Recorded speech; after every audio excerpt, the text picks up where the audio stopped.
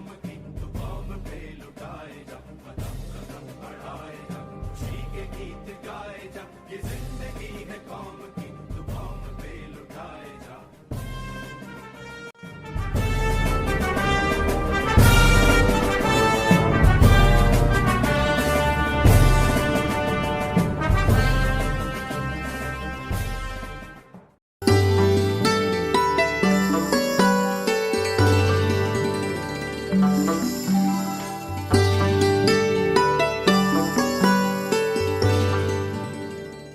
बहुत ही ऐतिहासिक और क्रांतिकारी स्थल पर आप सब माननीय पत्रकार बंधुओं का, जो प्रिंट और इलेक्ट्रॉनिक मीडिया से जुड़े हैं, उनका हार्दिक अभिनंदन।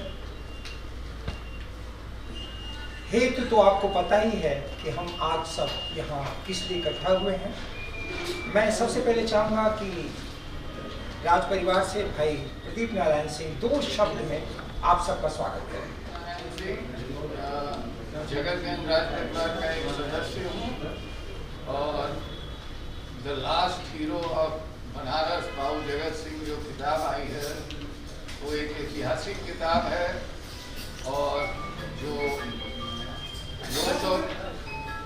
225 साल से इतिहास के जिस पन्नों पर धूल पड़ी हुई थी वो प्रामाणिक तथ्यों से बाहर आई है। आप सभी पत्रकार बंधुओं को मालूम है। मैं हृदय से आप लोगों का स्वागत करता हूं कि आज इस कार्यक्रम में आप आए हैं। ये हमारे बड़े भाई मेजर डॉक्टर अरविंद कुमार सिंह ने एक डॉक्यूमेंट्री स्वस्फूर्त बनाई है, उसको आप लोगों को दिखाना है। उसके बाद ये उसको रिलीज करेंगे यूट्यूब पे। तो मैं मेजर साहब का भी हार्दिक अभिनंदन करता हूं कि इन्होंने बिना कहे और 1-1.5 महीने से इवन कब्र में भी आप गए मकबूल आलम रोड के, और जो केरी मारा गया था उसकी भी कब्र आज तक मौजूद है। और पता नहीं किन कारणों से ये इतना बड़ा इतिहास दबा रहा। अब आप लोग इसको देखें और आगे बढ़ाएं, यही मेरा निवेदन है। उस शोध ग्रंथ में जिन्होंने, जो बहुत ही श्रम साध्य था, 4-5 वर्षों का समय लगा और 2-3 प्रोग्राम भी उस पुस्तक को लेकर हुआ। हमारे बीच उपस्थित आदरणीय मेजर डॉक्टर अरविंद कुमार सिंह जी बहुत प्रेरित हुए और उन्होंने निर्णय किया इस डॉक्यूमेंट्री को बनाने के लिए। आप जानते हैं कि कितना कठिन काम होता है छोटा सा डॉक्यूमेंट्री बनाना। पहले पुस्तक का अध्ययन किया इन्होंने, फिर उस पर एक आलेख तैयार किया, फिर फिल्माया, सबको एडिटिंग की, फिर अपनी आवाज़ दी। आपका काशी दर्शन चैनल है, आप उदय प्रताप कॉलेज से अवकाश प्राप्त हैं, लेक्चरर थे, वहाँ भूगोल पढ़ाते थे और अब काशी दर्शन चैनल चलाते हैं और बहुत ही लोकहित के तमाम यूट्यूब पे डालते रहते हैं। हम लोग ये जानना चाहेंगे कि आप इस यात्रा में कहाँ से आपने शुरुआत की और कहाँ किया और कैसे किया, संक्षेप में हम सबको बताने की कृपा करें। धन्यवाद अशोक भाई। संपूर्ण पत्रकार बिरादरी को मेरा नमस्कार है और अगर कोई अग्रज है तो उसे चरण स्पर्श है। आई एम 65 ईयर्स ओल्ड, इसलिए अग्रज शब्द का इस्तेमाल किया। अगर मुझसे कोई बड़ा है तो उसको चरण स्पर्श है। मित्रों, पहली बात तो यहां से शुरू करूंगा कि कुछ चीजों का एहसास अपने आप में एक ऊर्जा का कार्य करता है। मैं नहीं जानता आप में से कितने लोग इस बात का एहसास इस वक्त कर रहे होंगे कि पूरे देश के अंदर तो 1857 में क्रांति हुई, लेकिन अवध प्रांत के अंतर्गत इस काशी में 1799 में क्रांति का बिगुल फूका काशी के अंदर। और रोमांचित करने वाली बात यह है कि आप जिस वक्त यहां पे बैठे हैं, ये वही भूमि है जो सारी बगावत की केंद्र बिंदु थी। इस पुस्तक को पढ़ने के बाद मन में आया तो कि ये डॉक्यूमेंट्री आनी चाहिए। क्योंकि पढ़ने से हम कुछ लोगों तक पहुंचेंगे, देखने से हम बहुत लोगों तक पहुंचेंगे। लेकिन दिक्कत यह थी मित्रों कि आप कल्पना कीजिए 225 वर्षों के बाद की कोई चीज खोजी जा रही है, क्या मिलेगा? उस घटना का कोई गवाह मिलेगा 225 वर्षों के बाद? शायद नहीं। लेकिन एकाएक जब मैं इसकी स्क्रिप्टिंग और बाकी चीजें कर रहा था कि कैसे फिल्माऊं, क्या माध्यम खोजूं, एकाएक एक बात बिजली की तरह कौंधी दिमाग के अंदर। स्थान नहीं बदलता, रूप बदल जाते हैं। तो जाहिर सी बात है, ये बगावत अगर हुई होगी काशी के अंदर और ये कत्लो गारत उस वक्त यहां हुआ होगा, तो लोग अपनी संस्कृतियों के अनुसार इसी मिट्टी में दफन हुए होंगे। वो स्थान कहां होगा? 7 अधिकारी मारे गए थे, अंग्रेज अधिकारी, कैप्टन कालवे से लेकर कमांडर चेरी तक। और जब खंगालना शुरू हुआ तो पता चला कि साहब ईसाइयों की एक कब्रिस्तान है मकबूल आलम रोड के करीब। आप बिलीव नहीं करेंगे, 2 बजे में तुरंत मोटरसाइकिल उठाया और भागा अपना कैमरा गिम्बल लेके, और घुसते ही अंदर देख के लगा कि यही कब्र होगी, क्योंकि उतनी आलीशान कब्रें वहां और कोई है ही नहीं। लेकिन मेरे लिए ये रोमांचित करने वाली बात नहीं थी कब्र का मिलना। हुआ कि अंदर कैसे चलूं, शूट करने के लिए बहुत छाड़ झंखाड़ था, लेकिन अंदर की जिजीविषा मुझे खींच के अंदर ले गई।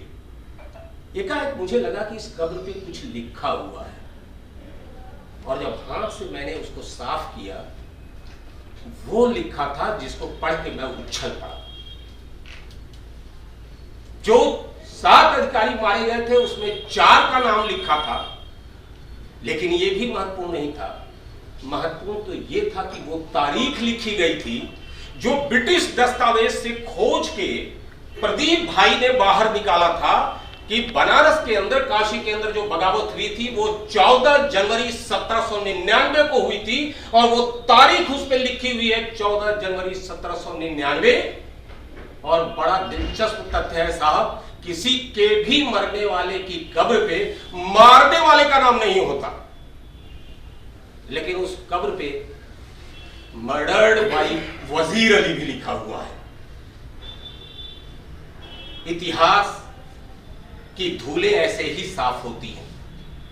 आप कल्पना कीजिए उस जिजीविषा की, जहां प्रदीप बाबू कागज खोजते खोजते खोजते कहां पहुंचे? जगत बाबू को फांसी की सजा तब्दील करके सेंट हेलेना द्वीप पे कैद करने का इरादा अंग्रेजों ने किया। सेंट हेलेना द्वीप, यानी जो लोग भी अध्ययन की वाकफियत के लेवल पे हैं वो जानते हैं कि नेपोलियन बोनापार्ट को अंग्रेजों ने ले जाके सेंट हेलेना द्वीप पे कैद किया था। और अगर मेरी जानकारी गलत नहीं है तो हिंदुस्तान के किसी भी कैदी को सिवाय जगत बाबू को छोड़ के अंग्रेजों ने सेंट हेलेना द्वीप पे कैद करने का इरादा नहीं किया। ये पहले व्यक्ति थे जिनको सेंट हेलेना द्वीप के ऊपर अंग्रेज कैद करने के लिए ले गए। और भी चीजें, खबर लगा कि साहब वो 2 ऐसे तलवारबाजों की कहानी जो ब्रह्मनाल की गलियों में जाके छिपी हुई है, जिन्होंने लाशों से पाट दिया पूरी गली को, और उनके सर को जब उतारा पांचू मिर्जा ने, तो उन 2 तलवारबाजों का धड़ ब्रितानी हुकूमत के सिपाहियों से टकराता रहा। गोरा बादल के जिक्र में ऐसा जिक्र आता है, सर कटने के बाद धड़ लड़ता रहा, लेकिन काशी के अंदर वो भी करिश्मा हुआ। और उसकी एक चौरी है जिसपे आज भी होली में दिया जलता है। काशी भूलती नहीं अपने ऐसे शहादत करने वालों के लिए। और अंतिम बात कह के, काशी तो वो नगरी है जो देव दीपावली के दिन शहीद हुए शहीदों को शहादत देती है, याद करती है। इन सारी चीजों को मैं ये नहीं कहता बहुत बड़ा प्रयास है, एक लघु प्रयास मैंने किया इस डॉक्यूमेंट्री के माध्यम से। आप देखेंगे, सारी चीजों से आप परिचित होंगे। खुशी सिर्फ इस बात की है कि ये डॉक्यूमेंट्री सिर्फ एक उद्देश्य से बनाई गई है कि वर्तमान पीढ़ियां जब जब इस डॉक्यूमेंट्री को देखें तो वो इस बात के लिए सतत तैयार रहें कि राष्ट्र के ऊपर कभी भी अगर विपदा आएगी तो हम अपना प्राण और सर्वस्व निछावर करने को हमेशा तैयार रहेंगे। इस परिकल्पना से इस डॉक्यूमेंट्री का निर्माण हुआ है। बाकी चीजें आप खुद डॉक्यूमेंट्री में देखेंगे। एक अंतिम सूचना देके सीधा डॉक्यूमेंट्री पे हम लोग आएंगे। जब तक आप यहां डॉक्यूमेंट्री देख रहे होंगे, आप सभी के व्हाट्सएप पे प्रेस नोट जा चुका होगा, ऑलरेडी इस डॉक्यूमेंट्री का लिंक जा चुका होगा आपके पास, और हम इस आशा विश्वास के साथ आपके इस सहयोग को सराहित कर रहे हैं, अपनी तरफ से कृतज्ञता व्यक्त कर रहे हैं कि यह एक पुनीत कार्य है जिस राष्ट्रीय कार्य के अंदर आप सभी का योगदान के बिना हम ये सारा कार्य कर ही नहीं सकते। धन्यवाद। आप सब परिचित ही हैं मेजर साहब से, एनसीसी में आप मेजर रहे हैं और रक्षा मंत्रालय ने इनके अच्छे कार्यों के लिए, श्रेष्ठ काम के लिए और इतना कॉम्पिटेंट होने के लिए 2 बार इनको सम्मानित भी किया। हम सभी अभिभूत हैं इस डॉक्यूमेंट्री को पाकर और सलाम है इनके जज्बे को, इनके देश प्रेम को। राज परिवार रिसर्च टीम ने निर्णय किया है कि हम सब लोग इनको इस अवसर पर सम्मानित भी करेंगे। मैं चाहूँगा भाई प्रदीप जी और सब आपको आदर दें। इसके में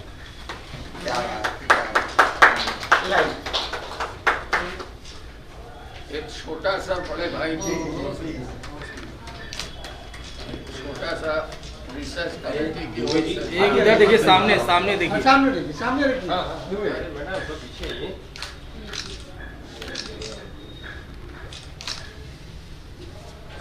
थैंक यू। हमारे पास हार्ड कॉपी भी है, प्रेस विज्ञप्ति बाद में आप ले लीजिएगा। और अब हम लोग डॉक्यूमेंट्री की ओर चलते हैं।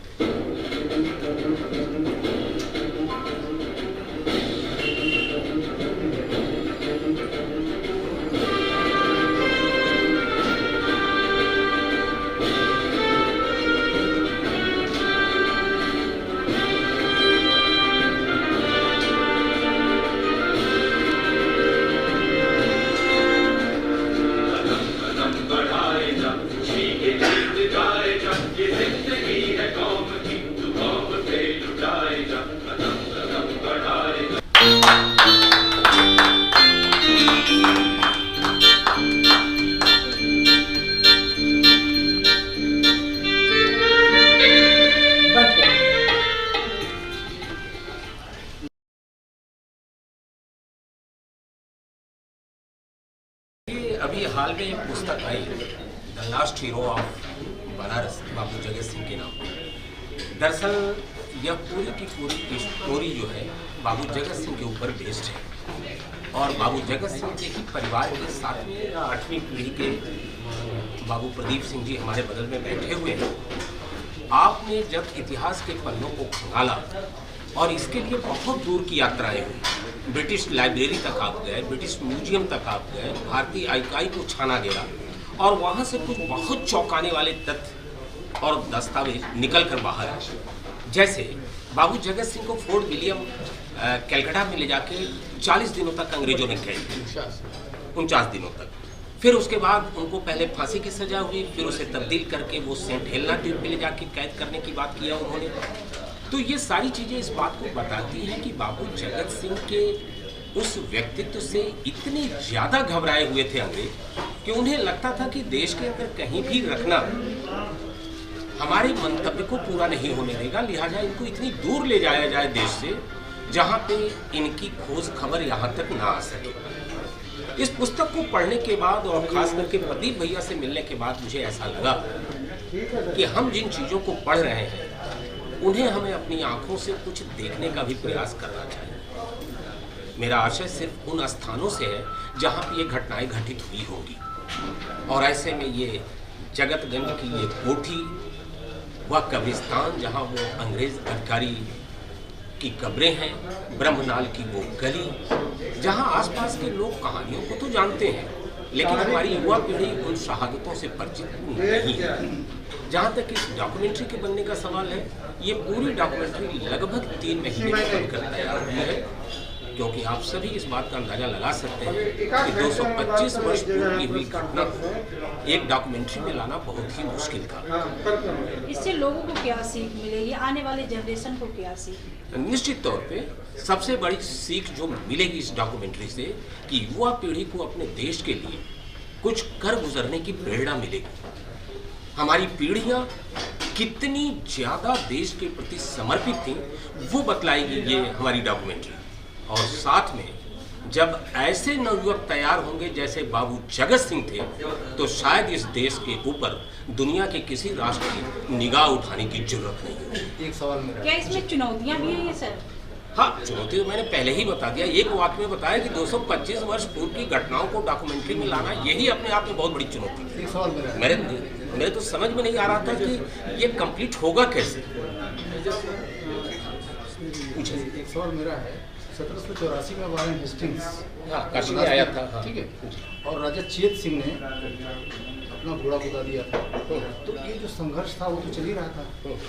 1799 में आप बता रहे हैं कि ये हुआ। 1781 में चेत सिंह, और आप चेत सिंह की बात 1781 की बात कर रहे हैं, यानी इस घटना के होने के बाद। पहले अच्छा, इस घटना के होने के बाद, इस घटना के होने के पहले 16 साल पहले। हाँ, तो एक माहौल तो था ही कि अंग्रेजों को के खिलाफ बगावत करनी है, आज़ादी की लड़ाई करनी है। तो वो माहौल यहाँ आकर के अंतिम रूप में एक तरीके से मैं कहूँ कि बहुत ही, लेकिन ये कहे कि वो स्वीकारता के लेवल पे वो राष्ट्र चला जाएगा, ऐसा तो होगा नहीं। लेकिन जो सबसे बड़ा यक्ष प्रश्न आके खड़ा होता है कि इतनी बड़ी ताकत के खिलाफ लामबंद होके उसका मुकाबला किया कैसे जाए। यहाँ पे आके बहुत से लोगों के कदम पीछे, ताकतपूर्ण स्ट्राइक थी अंग्रेजों के खिलाफ, पहली लड़ाई के, हाँ, लेकिन वह भी पूर्ण रूप से संगठित नहीं था और समय से पहले उतावले में कुछ कार्रवाइयां हुई, अंग्रेज सतर्क हुए, उन्होंने उस बगावत को दबा दिया। उस समय जो सबसे बड़ी चुनौती का जो कार्य था, जो मैं समझता हूँ कि ब्रितानी हुकूमत के खिलाफ अपनी जान की परवाह किए बिना खड़े होकर टकरा जाने की बात करना, ये बहुत बड़ी बात है। और ऐसे लोग जब आते हैं तो पीछे से जमात भी खड़ी। ऐसे भी सोचता हूँ जी कि जसवंत प्रसाद ने कहानी लिखी है गुंडा, हाँ है। और गुंडा जो है इसी कार्यकाल में लिखी, इसी कार्यकाल का परिप्रेक्ष्य है गुंडा। बोधी सिंह जी जी जी जी, तो बहुत दिलचस्प था। और कैसे वो दो गुंडे हाँ, शहर के, हाँ, हालांकि कैमरा चल रहा है तो बहुत सुंदर चीज आपको बताता उसमें। हाँ, हाँ, देखिए उस समय एक शब्द आता था काशी में गुंडई, आज का तो बहुत सतही शब्द है। तो बोधी सिंह के बेटे की शादी थी और बोधी सिंह को ये डर सता रहा था कि जब ननकू सिंह के इलाके में ये जाएगा तो होगा क्या, वो तो हमारे प्रतिरोधी है, सबको मार डालेगा। स्थिति ये हुई कि शादी हो जाने के बाद वो डोला गया है, बोधी सिंह का जहाँ इलाका समाप्त होता है वहाँ डोला रुका, और दूसरी तरफ बाबू ननकू सिंह के पूरे लठैत वहाँ खड़े थे। जगत सिंह जी ने मतलब उतने अंग्रेजों को मार करके बिल्कुल फूंक दिया था स्वतंत्रता का 58 साल में। और बाबू जगत सिंह ने यहाँ आपको जो भी मजार भी लिखेगा, गुरुद्वारा का भी प्राविधान किया, बाकी किया, सारे लोगों ने यहाँ से रह की जो क्रांति हुई, और सारनाथ का भी जो इतिहास भी मेजर साहब बताएंगे, दूसरे पार्ट को मैं लाने वाला हूँ, जगत वो सिंह आएगा। का वो अलग से एक प्रयास है। तो अवकाश प्राप्त अध्यापक उदय प्रताप कॉलेज। आज ये प्रेस कॉन्फ्रेंस की क्या था जी? आज का बैठक क्यों की है, प्रेस कॉन्फ्रेंस? हाँ, आज की बैठक जो है एक वृत्त चित्र बाबू जगत सिंह के ऊपर बनाया गया, उसके प्रदर्शन के लिए और उस घटनाक्रम को विस्तार से बताने के लिए प्रेस कॉन्फ्रेंस की गई है। क्या था ये पूरा घटनाक्रम 1799 से जाके जुड़ता है और इसकी संक्षिप्त कहानी सिर्फ इतनी सी है कि अंग्रेज उस समय अपने मकसद को पूरा करने के लिए तमाम लोगों को प्रताड़ित कर रहे थे, जिसमें काशी के जमींदार भी थे और वजीर अली भी शामिल था। और बाद में ये सारी शक्तियाँ जो अंग्रेजों से प्रताड़ित थी वो संगठित हुई और 1799 में एक जबरदस्त विद्रोह काशी में हुआ, जिसमें 7 अंग्रेज अधिकारी मारे गए और जिसकी परिणति अंग्रेजों ने ये माना कि इसके केंद्र बिंदु में बाबू जगत सिंह थे। लिहाजा उनको पहले फांसी की सजा दी गई, फिर बाद में उसे कन्वर्ट करके आजीवन कारावास किया गया। सेंट हेलेना द्वीप को ले जाया जा रहा था, वो जा भी नहीं पाए। गंगा सागर में उन्होंने जहाज से कूदकर जल समाधि ली। इसके ऊपर एक पुस्तक भी आई हुई है, जो पुस्तक इस समय लोगों के समक्ष है। तो ये कब तक लोगों को पहुंचेगा पुस्तक आपकी? पुस्तक ऑलरेडी मार्केट में है, जैसे कुछ लोग को लेना होगा तो क्या करेंगे? लेने के लिए मैं समझता हूँ प्रदीप भाई बतलाएंगे, फ्लिपकार्ट पे होगा, अमेजोन पे होगा। हिंदी अनुवाद भी आ रहा है। हारमोनियम बुक शॉप में भी हिंदी अनुवाद लो यार जी। ये योजना जी अपना परिचय दें। मैं डॉक्टर मेजर अरविंद कुमार से अवकाश प्राप्त प्राध्यापक मुजफ्फरपुर कॉलेज। आज ये डॉक्यूमेंट्री रिलीज हुई है, क्या कहना चाहेंगे उसके बारे में? क्या चाहेंगे? जाहिर सी बात है, पत्थर तो अपनी जगह पे है, टूटी फूटी अवस्था में और कब्र भी है।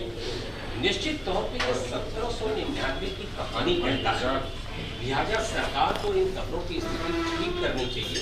इस रूप में नहीं कि किसी की ये कब्र है, इस रूप में ये 1799 की शहादत की पूरी कहानी बयान है।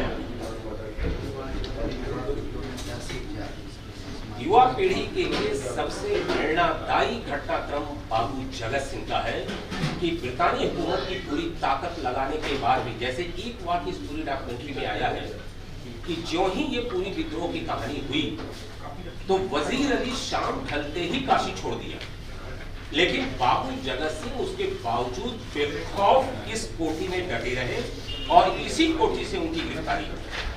यानी उन्होंने जो कृत्य किया पूरे होशो हवास में किया और पूरे ब्रितानी हुकूमत को चुनौती दे दी। हाँ बिल्कुल। देखिए ऐसा है कि एक घटनाक्रम और सारनाथ से जाके जुड़ता है और आप एक ऐसी चीज पूछ रहे हैं जिसको विस्तार में तो मेरा बताना चाहता हूँ, लेकिन जब आप पूछ रहे हैं तो दरअसल सारनाथ के अंदर जो पुरातत्व का स्थल आपको दिखाई दे रहा है, उसका जो उत्खनन हुआ है उसमें 3 चीजें काफी महत्वपूर्ण है। एक उसमें धर्मराज का स्तूप है, एक चौबैनी का स्तूप है और एक स्तूप है वहां पे। धर्मराज का स्तूप के ऊपर एक शिलापट लगा हुआ है जिसपे ये लिखा हुआ है कि जगत सिंह ने इसका उत्खनन तो किया सबसे पहले, लेकिन ये संस्थान को विनष्ट कर दिया, जो कि बाबू जगत सिंह राजपूत की है। उनका ये कहना है कि दरअसल जो ही यहाँ पे एक मंजूषा हमें प्राप्त हुई, हमने इसका उत्खनन कार्य रोक दिया और होना तो ये चाहिए कि इस स्थल की खुदाई का श्रेय जगत बाबू को दिया जाना चाहिए, न कि कर्नल सिंह जी या कनिंघम, क्योंकि पहले कोई और जबकि वो शिलापट इस बात को एक्सेप्ट कर रहा है ये हमसे पहले यहाँ पे बाबू जगत सिंह आए थे और यहाँ की खुदाई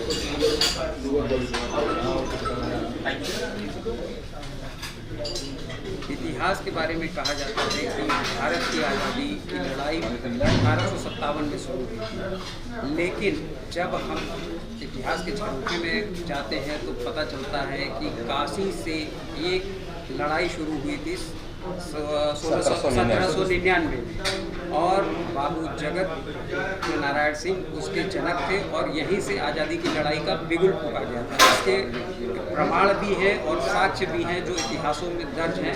इसके बारे में पूरा अध्ययन करने वाले मेजर अरविंद सिंह हम लोगों के साथ हैं, उनसे जानते हैं कि 1799 में किस प्रकार काशी से आज़ादी की लड़ाई का आगाज हुआ था। देखिए इसे मैं थोड़ा सा करेक्ट करूँगा, आपने जो कहा बिल्कुल सही है। दरअसल इस पूरी चीज़ों को शोध करने वाले बाबू प्रदीप नारायण सिंह जी हैं, रॉयल फैमिली जगत बाबू, लेकिन इस जी हमारे बगल में बैठे हुए हैं और इनकी जिजीविषा ही थी कि इन्हें लगा कि मुझे जरा सा चलना चाहिए कि क्या इतिहास के पन्नों में इस काशी की बगावत का भी कुछ है, क्योंकि उसके पहले तो सिर्फ जनश्रुतियों के अंतर्गत बातें कही जाती थी, सुनी जाती थी, लेकिन कही गई सुनी गई बातों को कौन मानेगा जब तक कि उसका प्रमाण न हो। ऐसे में प्रदीप बाबू ने एक रिसर्च कमेटी बनाई और उस रिसर्च कमेटी ने खंगालना शुरू किया और ये कहाँ तक गए लोग, कलकत्ता आर्काइव तक ये लोग गए, कलकत्ता म्यूजियम तक गए, ब्रिटिश लाइब्रेरी तक गए और जब खोजा गया तो बड़े चौंकाने वाले तथ्य समझ के बाहर आए सबसे बड़ी बात कि जगत बाबू की गिरफ्तारी, फिर जगत बाबू को जो है फांसी की सजा निजामत अदालत के द्वारा, फिर जगत बाबू को जो है वो सेंट हेलेना द्वीप पे ले जाने की बातें जहाँ नेपोलियन कहते हैं, जहाँ नेपोलियन कहता। तो ये सारी बातें हवा में नहीं है। इसके डॉक्यूमेंट्स आज भी जगत बाबू की कोठी में ऑलरेडी पीछे लगा हुआ है, आप वहां जाके शूट कर सकते हैं, देख सकते हैं। मैं प्रमाण की बात नहीं कर रहा। लेकिन अब थोड़ा सा यहाँ एक सवाल उठता है कि जब हम ये कहते हैं कि काशी में स्वतंत्रता का प्रथम बिगुल फूंका गया, तो फिर दिमाग में एक क्वेश्चन मार्क आता है कि फिर 1857 क्या? वही मेरा सवाल ये। तो 1857 जो था वो एक ग्रैंड क्रांति थी और राष्ट्रव्यापी क्रांति थी, पूरे राष्ट्र को उसमें समेटा गया था। लेकिन अभी आपने थोड़ी देर पहले वॉरेन हेस्टिंग्स का आपने किया था, उसका एक दिलचस्प किस्सा आपको बताना चाहूँगा कि जब वो 1857 की क्रांति विफल हो गई, उसके बाद उसके कई पहलू बाहर निकल के आए, जो कि मैंने इस डॉक्यूमेंट्री में भी बताया है। समय से पहले गोली का चल जाना, अंग्रेजों का सतर्क हो जाना, बगावत को दबा देना, उतने एम्युनिशन वगैरह क्रांतिकारियों के पास न होना। लेकिन एक कारण और भी बड़ा दिलचस्प था, जितनी आर्थिक मदद चाहिए थी उस 1857 के क्रांति के बहादुर शाह जफर, जिनको बोलते हैं कि इनकी अगुवाई में हुआ था, उनको नहीं मिला। और वही वॉरेन हेस्टिंग जब आता है हिंदुस्तान में, तो अवध की बेगमों से इतनी अकूत संपत्ति निकलती है कि पूरे हिंदुस्तान की आंखें हैरत से फटी रह जाती हैं कि काश ये मिला होगा। लेकिन एक किसी प्रांत के अंदर बगावत का होना ये ज्यादा चुनौतीपूर्ण कार्य है, क्योंकि अंग्रेजों के लिए आसान है उस प्रांतीय आंदोलन को कुचल देना। और ऐसे में जब जगत बाबू नेतृत्व करते हैं, संगठन कर्ता बनते हैं, धनराशि मुहैया कराते हैं, लोगों को ले आते हैं और खड़ा करके ब्रिटानी हुकूमत से जूझने तक लेके पहुंच जाते हैं, तो सोचना पड़ता है कि आखिर उनके व्यक्तित्व में ऐसा क्या था। जब इस बिंदु पे हम जाके खोजने का प्रयास करते हैं तो पाते हैं कि जगत बाबू ने मस्जिद बनवाया, एक जगत बाबू ने गुरुद्वारे के लिए जमीन दी, जगत बाबू ने जो है एक मंदिर का भी निर्माण कराया। यानी ये बतलाता है कि लोगों के अंदर उनके अच्छे व्यक्तित्व के रूप में उनकी पैठ थी, और यही कारण था कि लोग उनके पीछे लाभबंद हुए और खड़े। लेकिन इतिहास को यह श्रेय देने में आखिर हद ये क्या है कि हम ये कह दें कि काशी से ही आज़ादी का पहला बिगुल फूंका गया। एक बात, जब ये कहा इतिहास को दुरुस्त किया गया है कि वो बगावत नहीं थी बल्कि पहली लड़ाई, तो पहली लड़ाई वो हमको नहीं दिखाई देती है ना, राष्ट्रव्यापी हो, प्रांतव्यापी हो या किसी देश की हो। पहली लड़ाई तो काशी से मानी जाएगी ना जी। तो हम ये कहें अगर कि इतिहास में पहली लड़ाई, स्वाधीनता की पहली लड़ाई का बिगुल, पहली लड़ाई की तलवार काशी में चली, इसमें की कोई हर्ज नहीं। इसी जिद्दोजहद के उसमें तो ये पुस्तक आई है, इसी के लिए तो हम फाइट कर रहे हैं, इसी के लिए तो बाबू प्रदीप सिंह जी पूरा प्रयास कर रहे हैं कि सही तथ्य। और हम ये नहीं कह रहे हैं कि आप मेरे कहने से मान लीजिए, हम तथ्यों को सामने रख के आपसे कह रहे हैं कि देखो साहब, ये सेंट हेलेना का कागज है, यह जो है वो विलियम फोर्ड का है। ये सवाल 57 का जो विद्रोह था, विद्रोह नहीं लड़ाई थी, वो सेकंड हुई। हाँ, बिल्कुल हो गए, बिल्कुल हो गए। एक सवाल ये उठता है, अब जैसे कि पाठ्यक्रमों में बहुत सारे इतिहास बदले जा रहे हैं और नए शामिल किए जा रहे हैं, तो क्या आप ऐसी कोई प्रयास ऐसा कर रहे हैं जिससे ये वाली आपकी जो क्रांति की बात है, आज़ादी की लड़ाई, वो भी सम्मिलित हो जाए पाठ्यक्रम में, जिससे बच्चों को भी जानकारी मिल पाए? देखिए, ये इस सवाल का उत्तर तो प्रदीप भाई को देना है, क्योंकि ये पूरा प्रयास तो प्रदीप भाई कर रहे हैं। मेजर एक हाँ, आप ही बता दें, आप ही बता दें प्रदीप जी क्या प्रयास है। मैं तो देखिए तथ्यों के आधार पे ये सारी चीज़ें आई हैं, और अभी 13 मार्च को, हाँ, प्रयास मैं कर रहा हूँ, 13 मार्च को त्रिमूर्ति में भी इस बुक का लॉन्च है दिल्ली में। तो तमाम इतिहासकार लिख रहे हैं, तमाम अब एकेडमिक चीज़ें आएंगी, और बिल्कुल ये रहना चाहिए। देखिए, अगर आप मानते हैं कि 1857 ज्वालामुखी था, तो ज्वालामुखी धधकने की प्रक्रिया काशी से 1799 में 14 जनवरी को स्टार्ट हुई थी, और अंग्रेज इतना डर गए थे बाबू जगत सिंह से कि जो वो फैसले में दिए हैं कि ब्राह्मण को फांसी नहीं दी जा सकती है, ये सब बिल्कुल गलत है। भवानी शंकर सिंह को फांसी दी गई, शिव प्रसन्न सिंह को फांसी दी गई, गांव-गांव में फांसी दी गई। तो 22 जुलाई को ये फैसला होता है, 23 जुलाई को वो आजीवन कारावास में बदल दिया जाता है 24 घंटे के अंदर उसमें। और फिर 18 अक्टूबर को उनको सेंट हेलेना भेजने का, जो कि प्रथम किसी स्वतंत्रता संग्राम सेनानी को वहाँ भेजने के लिए दिया गया। वो गए भी नहीं, और जैसे ही हुगली से फोर्ट विलियम से उनको ले जाया जा रहा था ऑस्ट्रेलिया नाम के जहाज पे, जो कि खड़ा था 10,000 किलोमीटर दूर, तो वहाँ पे उन्होंने गंगा सागर में छलांग लगा के जल समाधि ले ली। तो एक महान व्यक्तित्व थे, इसमें तो कोई संशय नहीं है। अब आगे तो पत्रकार बंधु, इतिहासकार, वर्तमान सरकार इस चीज को देखेगी। स्पष्ट ये बताइएगा, ये स्पष्ट ये बताइएगा कि क्या इतिहास में इस बात का दर्ज होना जरूरी है कि काशी से ही आज़ादी की लड़ाई की पहली तलवार चली थी और बाद में जाकर के उसने एक व्यापक रूप धारण किया सन 1857।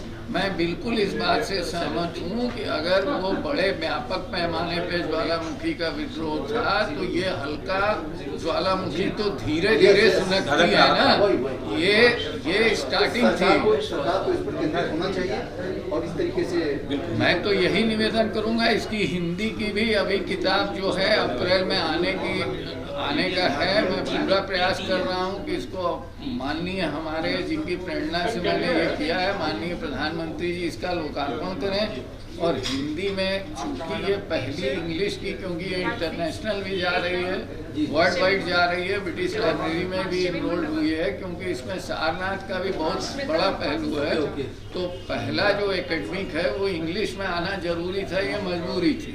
उसका हिंदी अनुवाद हो रहा है। प्रोफेसर अवधेश प्रधान जी हैं लगे हुए, प्रोफेसर प्रभात मिश्रा जी कर रहे हैं, एक शान ने काफ़ी कुछ कर दिया है। तो मैं ईश्वर की शुभकामना रही तो अप्रैल फर्स्ट वीक में ये हिंदी की किताब बॉडी रिकवर किनकी नहीं, कहीं कोई समाधि वगैरह नहीं, कहीं कुछ नहीं है, बॉडी नहीं रिकवर हुई थी। और मुझे आश्चर्य इस बात का है कि डॉक्यूमेंट ये कह रहा है, एक तो वो विद्रोही थे और खुद गवर्नर काउंसिल का डॉक्यूमेंट कह रहा है, कैप्टन और सेंट हेलेना के गवर्नर को ये निर्देश दे रहा है कि ये इतने सम्मानित और विद्वान व्यक्ति हैं कि इनका पूरा ख्याल रखा जाए, इनको कैदी की तरह न ट्रीट किया जाए, ये जितना नौकर चाकर लेके जाना चाहें जाएं।